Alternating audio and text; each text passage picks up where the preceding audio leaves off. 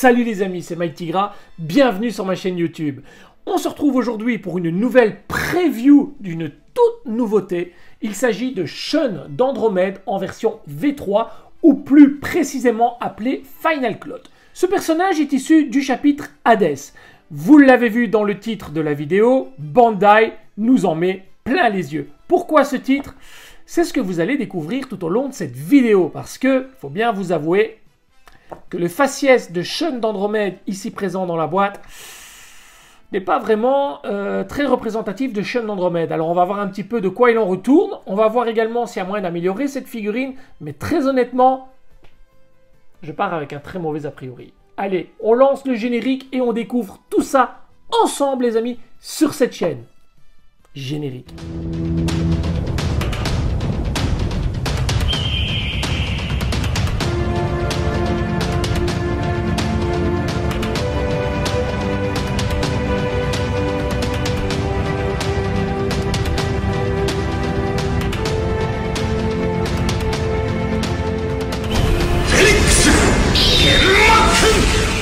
Avant de découvrir ce personnage, un énorme merci à la boutique NGS, New Generation Shop. Vous retrouverez le lien de la boutique sous la vidéo. N'hésitez pas à y aller, c'est la caverne d'Ali Baba en matière de figurines, de résine, d'accessoires, de goodies.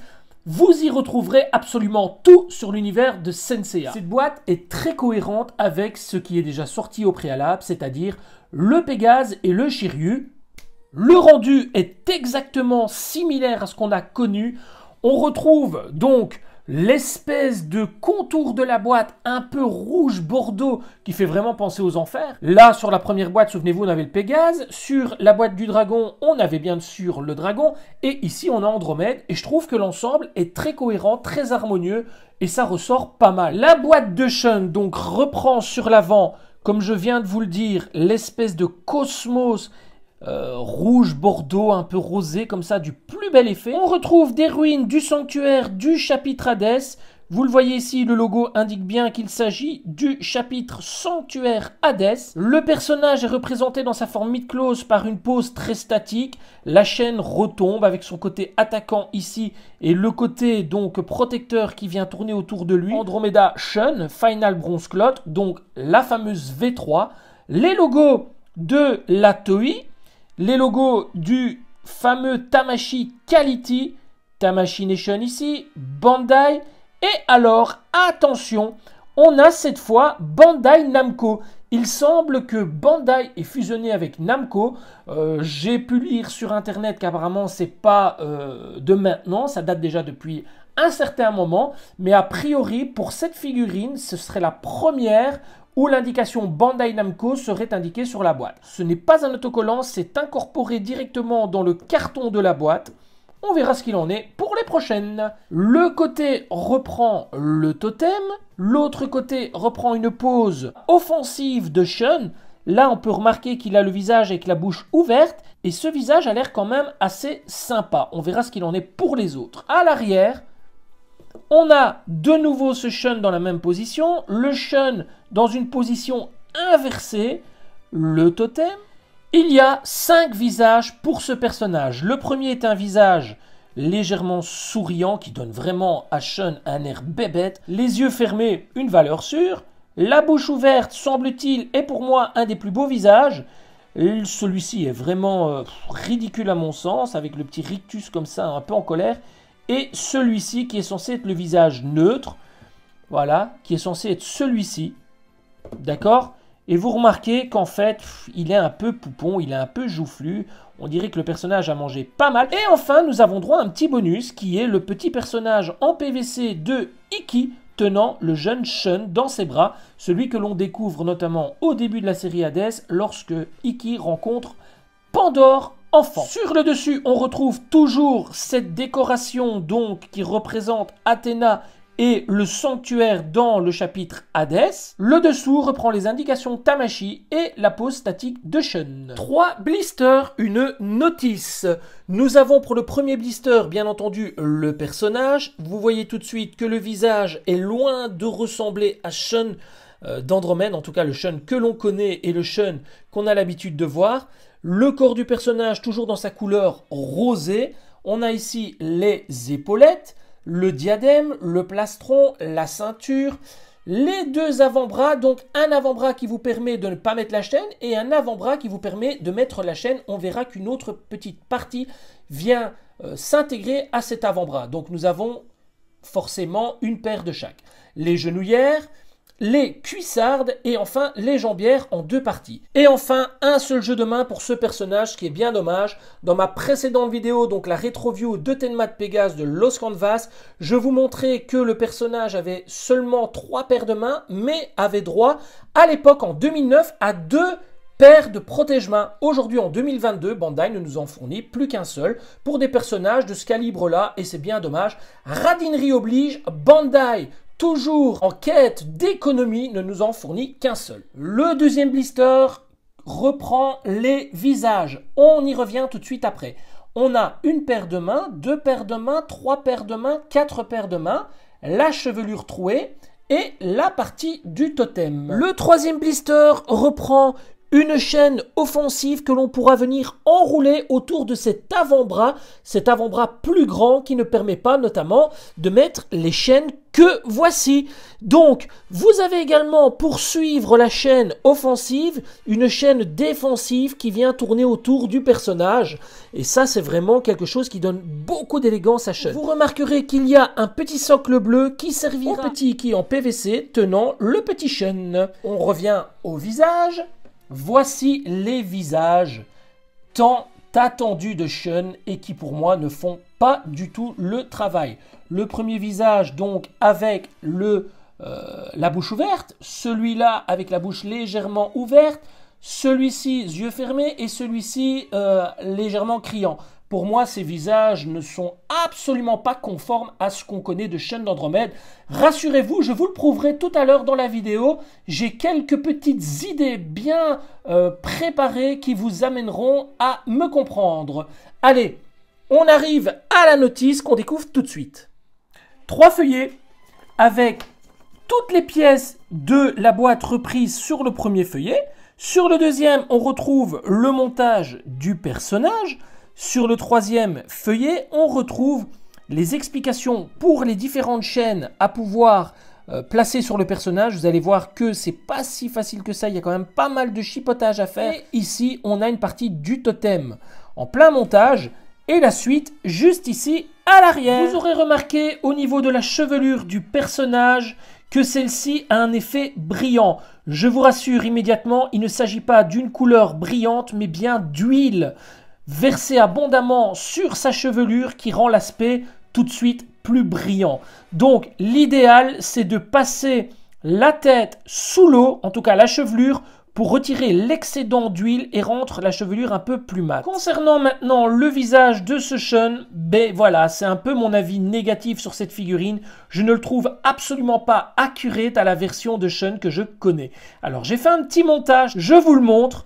J'ai donc tout simplement remplacé le visage de la V3 que voici par celui de la V2 et vous voyez immédiatement que l'effet est saisissant. Je vous laisserai vraiment le loisir de pouvoir effectuer cette petite manipulation par vous-même. Je vous montrerai en fin de vidéo ce que ça donne sur la figurine montée. Maintenant, il se peut que vous préfériez ce visage-là. Alors dans ce cas-là, oubliez le visage de la V2. Place à présent au test de rigidité. C'est tout à fait correct. Les jambes ne redescendent pas d'elles-mêmes. Il faut vraiment le secouer pour que ça redescende. C'est relativement bien. Alors, on teste le tout.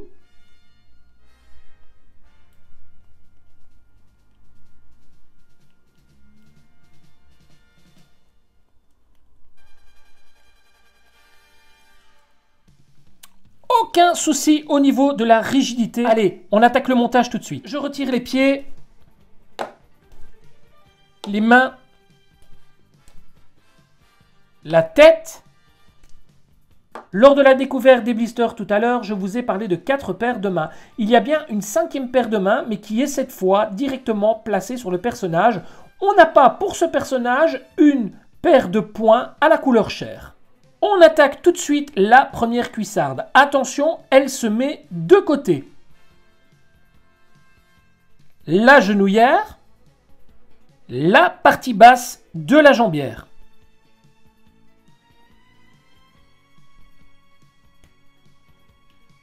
On attaque immédiatement l'autre jambe. Il est quand même important de souligner que la partie inférieure de la jambe est en métal et pas en plastique. Elle vient se placer juste en dessous de la première partie de cette manière et ça tient très bien. Je vous en ai parlé tout à l'heure également, un bras où vous pourrez venir placer la chaîne autour du bras via l'attaque ou un bras qui vient directement se compléter par le petit anneau qui reprend la chaîne. On va commencer par celui-ci.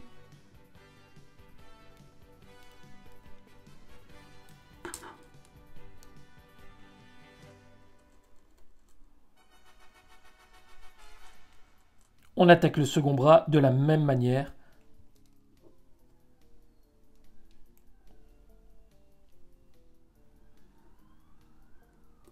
On attaque à présent le plastron. Plastron qui s'ouvre sur la face avant.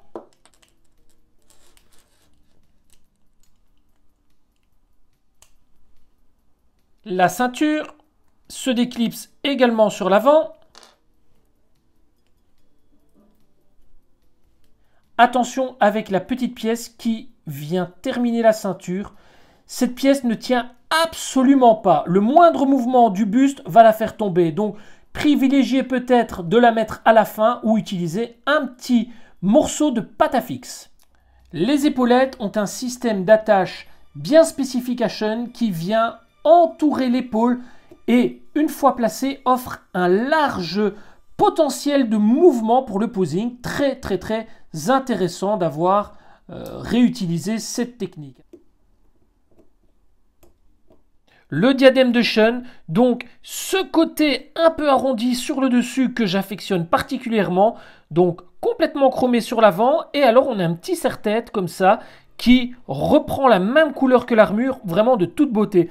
Je dois bien vous avouer que ce diadème chez Andromède est celui que je préfère parmi toutes les versions. Je récupère à l'instant la chevelure trouée, et vous voyez qu'ici, juste sur le côté, on a un petit trou. Il faut enfoncer donc le côté que voici à l'intérieur de cette manière et puis vous venez simplement le clipser. Je récupère à présent le visage et la chevelure arrière et je vais enficher les deux. Cet Andromède est vraiment très joli. Même s'il n'est pas comme je désire qu'il soit, il reste quand même très joli. Néanmoins, à la fin de la vidéo, je vous montrerai quand même une variante assez intéressante en lui mettant le visage de la V2 et vous allez voir qu'on passe réellement du coq à l'âne. En attendant, on va placer directement cette tête sur le personnage et voir un petit peu son allure générale une fois complètement montée. Vous le savez les amis, sur cette chaîne, je mets un point d'honneur à dire toujours ce que je pense et ce sans langue de bois. Authenticité avant tout, et je pense que c'est pour ça que vous appréciez autant de venir sur cette chaîne, c'est parce que vous savez que si j'ai quelque chose à dire, je vais le dire. Parfois, il m'arrive de me tromper, comme c'est le cas aujourd'hui. Voilà, j'avais un mauvais a priori sur le visage de cette V3, et là, en fin de compte, je le trouve tout simplement superbe. Alors, je ne comprends pas moi-même pourquoi. Je vous assure, avec les visuels que j'ai vus en photo, les différentes vidéos, etc. Et même en le voyant à travers le blister, je m'étais fait un mauvais a priori. Et finalement, regardez, il est juste superbe. Alors bien entendu, il y a moyen de le rendre encore plus joli avec la version V2. On va d'ailleurs essayer ce visage tout de suite. Mais malgré tout, il a son petit charme. Voilà, disons que le côté Hades, le côté chapitre Hades amène quand même une petite différence au niveau des faciès des personnages, et ça se ressent avec ce Shun, et il suit bien la logique de Seiya et de Shiryu finalement. Du coup, je ne sais pas si je vais mettre ce visage ou le visage de la V2. Sincèrement, on en saura plus tout à l'heure lors de la séquence de débriefing qui se passera juste après la séquence de posing en série, parce que je ne sais pas moi-même ce que je vais faire avec ce personnage, et je suis assez étonné, et même en contradiction avec ce que je pense à la base, donc voilà. Je vous l'ai dit, authenticité avant tout. Maintenant, ce que je vais faire, je vais quand même vous montrer le visage V2 là tout de suite pour vous montrer la différence. Et vous me direz ce que vous en pensez dans les commentaires. Avec le visage V2, il est quand même très joli, il faut bien l'avouer. Il a quand même une sacrée bouille. Et là, on reconnaît vraiment notre Sean. Mais voilà, maintenant je suis un petit peu partagé. J'avais vraiment en tête de mettre ce visage pour bien mettre en avant ce personnage. Et finalement, je le trouve aussi sympa avec le visage de la V3. Juste avant de nous retrouver pour la séquence de posing en série, on va également parler du petit bonus que l'on retrouve dans la boîte. Alors, les bonus, nous on aime ça, nous on adore, on raffole, surtout quand ça ne nous coûte pas plus cher. Le petit bonus cette fois est Iki en enfant qui tient son petit frère, donc Sean, dans ses bras. On se souviendra de sa rencontre avec Pandore, justement, Pandore elle aussi enfant. Cette Pandore qu'on retrouvera notamment en bonus dans la version de Thanatos EX Metal qui arrivera au mois de novembre. Bandai aime bien les petites figurines en PVC, on se souviendra facilement du Kiki, du Doko, du Cassius vendu avec Shaina, on se souviendra du bébé de Saori, et maintenant on a droit à ce Iki et la future Pandore. Cette petite figurine, vous pouvez bien entendu la mettre debout sans aucun problème, au sein d'une vitrine par exemple, ou ailleurs, mais vous pouvez également lui mettre ce petit socle qui est fourni dans la boîte. Résultat, comme ça. On va passer maintenant aux choses sérieuses et nous amuser un petit peu avec la séquence de posing en série. Bien entendu, dans cette séquence, on va utiliser tous les visages, toutes les mains, mais également les fameuses chaînes bonus que l'on retrouve pour le Sean d'Andromède. On va tout mettre en application et on va s'amuser un petit peu. Je lance la séquence, c'est parti pour quelques minutes d'amusement.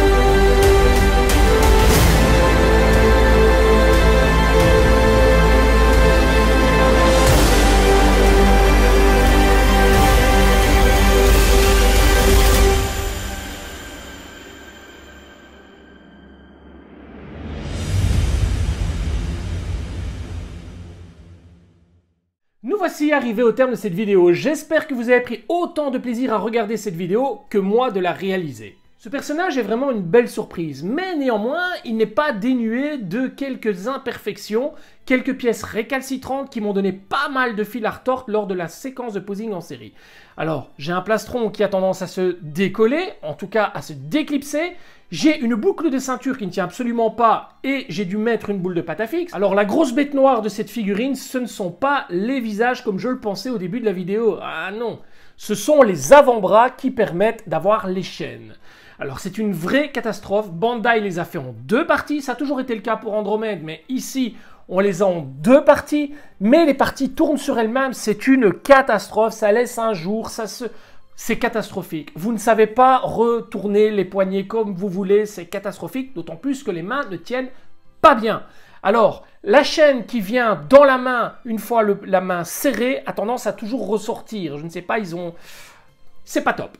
Honnêtement, c'est pas top. Alors, chaque manipulation, lorsque j'effectuais une pause, il y avait un truc qui tombait ou quoi. Je ne vous dis pas, ça m'a pris énormément de temps. Je suis content d'avoir terminé. Honnêtement. Vous aurez remarqué que lors de la séquence de posing en série, Seiya et Shiryu étaient vêtus d'un lycra et Passion d'Andromède. Alors, je suis vraiment déçu de ne pas pouvoir vous l'avoir montré avec le lycra, c'est de ma faute, je pensais en avoir de stock, je n'ai pas vérifié mon contenu juste avant de faire la vidéo et au moment de le vêtir du lycra, je me suis rendu compte que je ne l'avais pas. Je vais donc repasser commande tout de suite chez NGS pour un nouveau lycra pour ce shun et je ferai des photos ultérieurement que je mettrai sur les réseaux sociaux. Concernant les visages de cette figurine, eh ben, belle surprise finalement. Moi qui avais vu des photos, des vidéos et surtout qui avait ouvert la boîte pour découvrir les visages, j'étais vraiment inquiet. Et finalement, ça passe très bien. Comme quoi le visage seul ou le visage sur le corps avec l'armure rend un autre visuel totalement différent. Et finalement, vous le voyez, j'ai opté pour le visage V3 et pas pour le V2. Ça me permet de ne pas dénaturer une boîte, notamment celle de la V2, et ça me permet aussi de profiter du visage de la V3 qui est plus en accord finalement avec celui de Seiya et celui de Shiryu. Donc finalement, belle surprise que cette V3. J'ai passé vraiment un très très bon moment. Ça a été compliqué la séquence de posing en série, mais finalement je me suis bien régalé quand même. Alors on a hâte de voir bien sûr les derniers arrivés, à savoir Ikki et Yoga. J'ai vraiment hâte de voir Ikki, vous le savez c'est mon personnage favori. Vous aurez remarqué par la même occasion que le petit Ikki ici en PVC trône juste derrière le shun d'Andromède. C'est une belle surprise également. Dans la séquence de posing en série, vous l'avez vu avec le shun à l'envers. Bien sûr, c'est une scène impossible qui n'a pas existé dans l'animé, bien entendu. Mais cette scène, je voulais la montrer avec un shun de dos protégeant finalement son grand frère qui l'avait bébé dans les bras. Finalement, c'est plutôt une image, c'est plutôt une scène emblématique que je voulais réaliser. J'imagine que vous l'avez aisément compris. Les amis, il est temps à présent de nous quitter. Si ce n'est pas encore fait, abonnez-vous à la chaîne, activez les notifications. Vous pouvez également laisser un pouce et un commentaire, ou l'un ou l'autre, comme vous le désirez. Ça fait toujours plaisir. Voilà. Prenez soin de votre famille et de vos proches, je le dis toujours, mais c'est l'essentiel. Collectionner, c'est bien, c'est chouette, on s'amuse bien, on prend du plaisir pour les yeux, mais la famille, il ne faut pas la perdre de vue parce que c'est ça le plus important dans la vie. Je vous embrasse, à très bientôt pour la prochaine vidéo. Merci encore à NGS pour l'envoi de cette figurine. Merci à Tadashi Dio pour ce diorama. Vous retrouverez le lien sous la vidéo. Je vous embrasse, à très bientôt, ciao ciao.